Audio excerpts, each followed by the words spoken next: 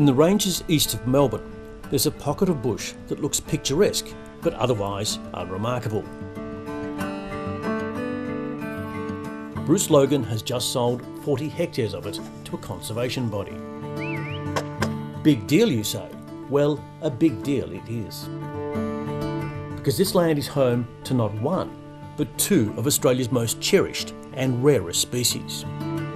The helmeted honeyeater and the lowland leadbeater's possum. Both are the faunal emblems for Victoria, and sadly, both are critically endangered. That's why today, Ben Cullen is inspecting the new fence that will keep Bruce Logan's cattle out of this precious piece of bush, now owned by the Trust for Nature.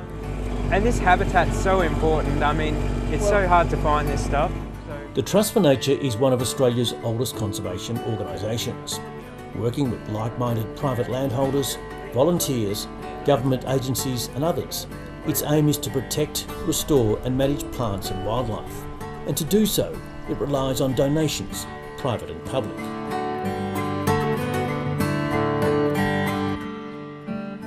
We approached the state government and they were able to provide us with the funding to be able to purchase this. So it'll become part of the reserve in the future, and it's a huge win for everyone in Victoria and Australia to know that one of our rarest birds is now protected. So how many are there again? For 77-year-old Bruce Logan, selling more of the family farm is a big decision. But with none of his family wanting to take on farming, he feels it's the right one. Even my son and family are not interested in it, so why not give it to somebody who'll appreciate it and the land? And I think that Trust for Nature will enjoy it, and I'm hoping that they'll ring me up and tell me in 2 years' time that the bird numbers are up to 500, and that'd certainly please me. How significant is this piece of bush? I believe it's of national significance. We've got two species here that are critically endangered in Australia and known around the world as being really significant. So there's less of these than there are, say, bilbies or something like that, some of our iconic species. So this is a really important place that they occur here in what was Bruce's backyard.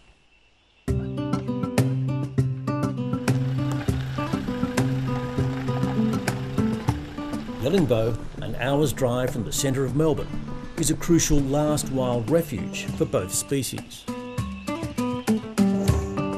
It's the last naturally occurring population of the helmeted honeyeater, and Ash Wednesday bushfires unfortunately led to the demise of the cockatoo and Upper Beaconsfield populations, and so Yellingbow is the last naturally occurring population. So the Yellingbow area is the last remnant of what was the lowland leadbeater's possum. So there's less than 40 left in the wild, but they historically would have gone down to Western Port Bay through Cooee-Rup. But we just have this last little bit of lowland swamp forest left for these possums.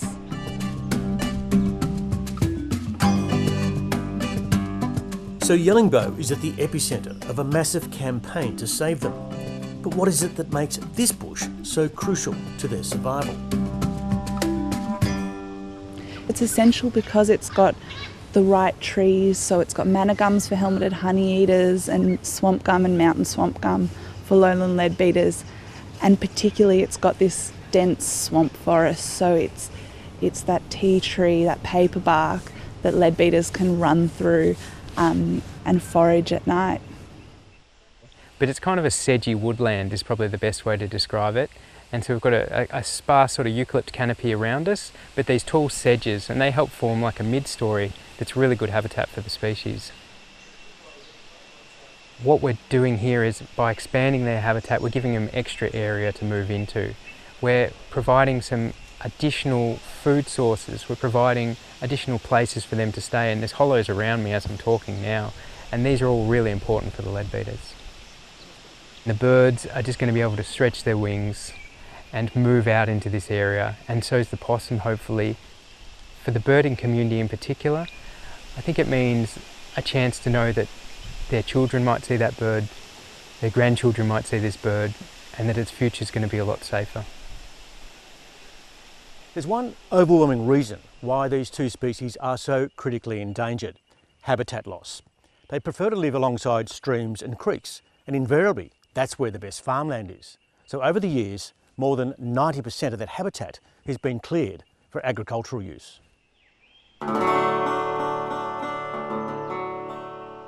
Good and affordable land was what attracted the Logan family here almost 90 years ago.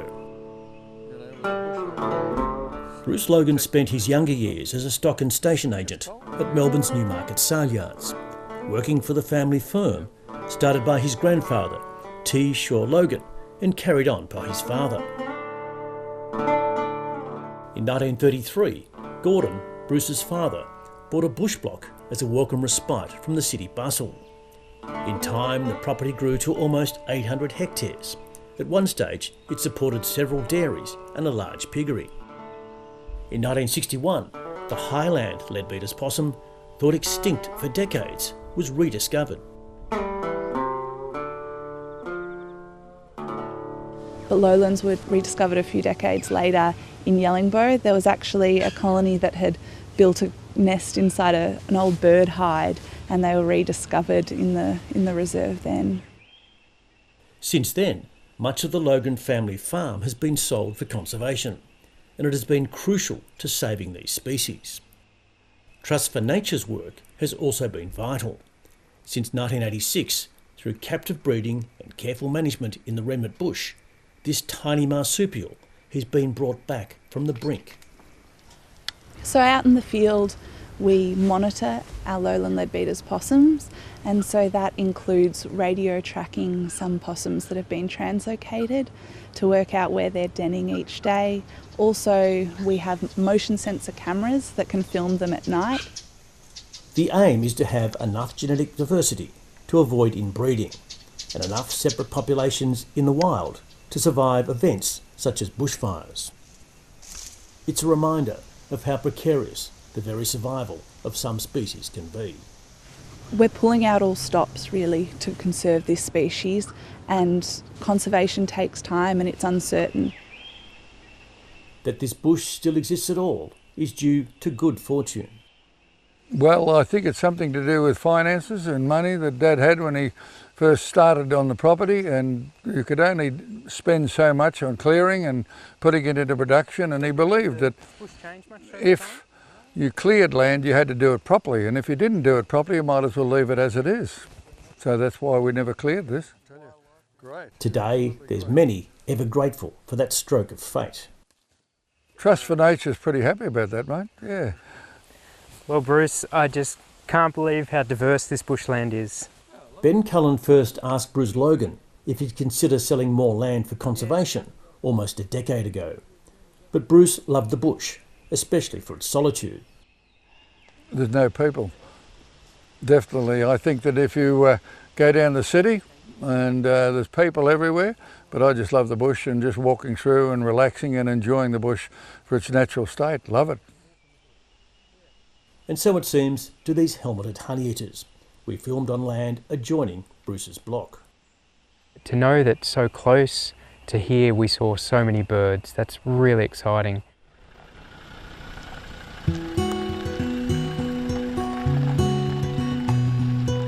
That the helmeted honeyeater exists at all is thanks to a dedicated band of enthusiasts, among them Bruce Quinn, who has spearheaded conservation efforts for almost 30 years.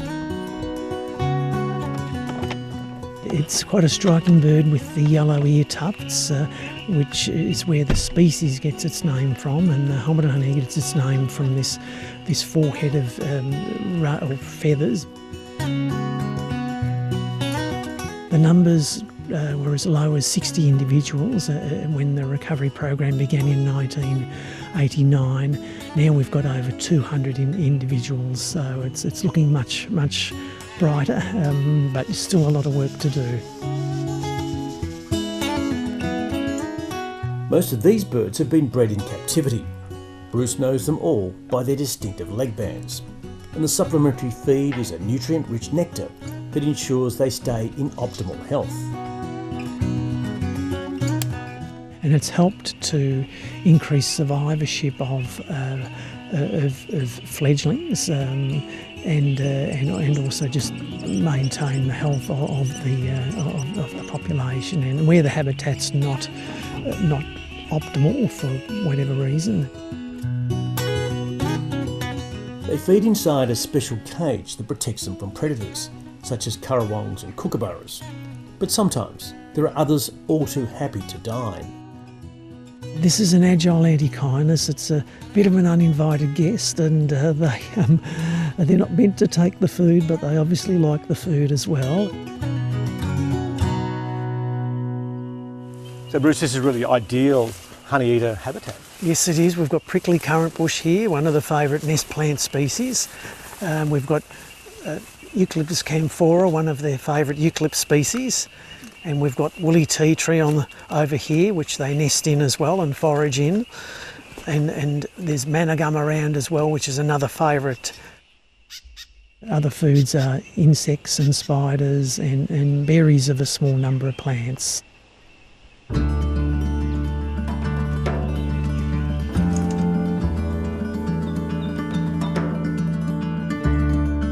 These are meticulous steps on a slow path to recovery. Bruce Logan has a newfound appreciation for both species and the efforts to save them. It was wonderful to think that it lived down the back of our place, and that a lot of people used to come and enjoy it and look at it and photograph it. But it was good. But there's a lot more species down here that I enjoy. I even feed king parrots and whatnot up around the house, and it's just nice to have a bit of nature around you. This is a great outcome for both parties and both species.